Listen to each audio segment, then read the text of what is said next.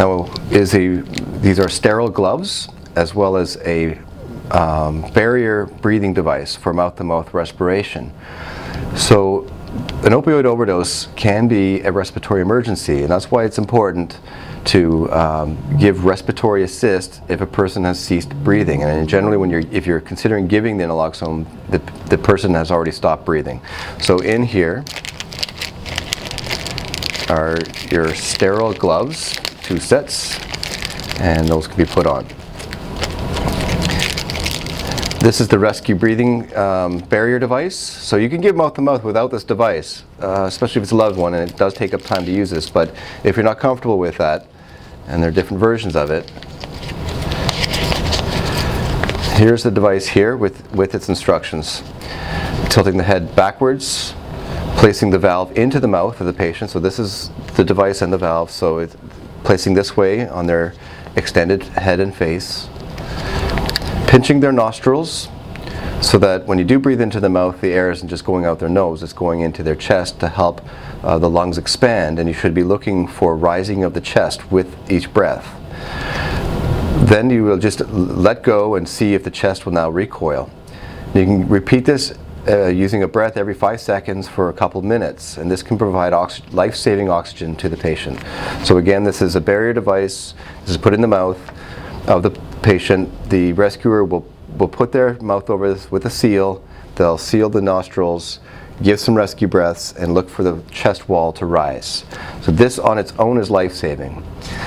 Now, if that's not working, the next step is to give the naloxone kit. If there's 2 people, then one person could be doing the rescue breaths, and the other person could be preparing the syringes with the naloxone fluid. So at this stage, you could use an alcohol wipe, but this is a life-threatening emergency. If you have time, great, but this is used to clean the skin before an injection is given. So we get the syringe ready. Again, this is a 3 milliliter, 25 gauge, 1 inch long syringe.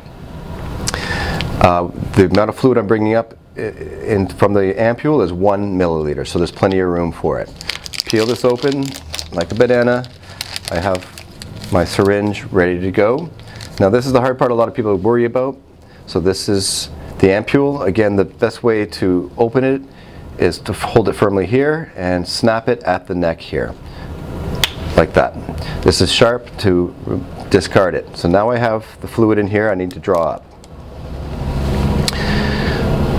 The next step is to remove the protective cap over the syringe without poking myself. And there we go. So I need to draw up the fluid from the ampule into my syringe. So now, carefully dip that in, and I aspirate or pull back on the syringe with the needle in the ampule. And if you look in the chamber right here, you can see the fluid coming in as I pull back. So here we go.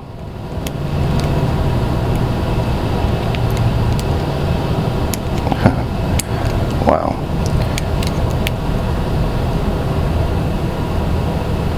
So there's the fluid, the life-saving drug in there. Now some air bubbles could come in, that's okay. Make sure I draw up as much as I can. It should be about 1 milliliter. Discard the ampule, and so now I have all of the contents of it in the syringe. I want to remove this air here, so I just gently push forward, plunge the plunger, and if a little bit of fluid leaks out the top of the needle, that's okay. So there it goes right there, a little spray. So now this is armed, primed, and ready. So the next stage now is to inject this into a muscle and into the person that is unconscious, whether it is in the buttocks or in the arm or shoulder. The idea is to now hold the skin and inject. A wrist motion is okay, kind of like a dart. Inject it into the skin, hold the syringe, and then now press down as you push the fluid into the patient. So now we want to discard this. This is considered a sharp. We don't recap it, we just move it aside, and it should be discarded into a sharp spin. The next stage now is to look at the patient, put them on their side into the recovery position, and observe for any changes. Hopefully they would start breathing. If there's no change at all, after about a minute or so, to put them on their back and repeat the process. So that's why there are 2 ampules and 2 syringes.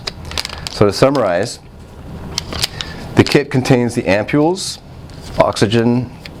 alcohol swab, the syringe and needle, and protective equipment for both myself and a rescue breath barrier device. This is the magical antidote right here. This is the Narcan inside this, and a glass ampule. The idea is to drop the fluid from it, to pop the top open, draw it out, put it in the syringe, get rid of the air, and inject it into a muscle as quick as you can.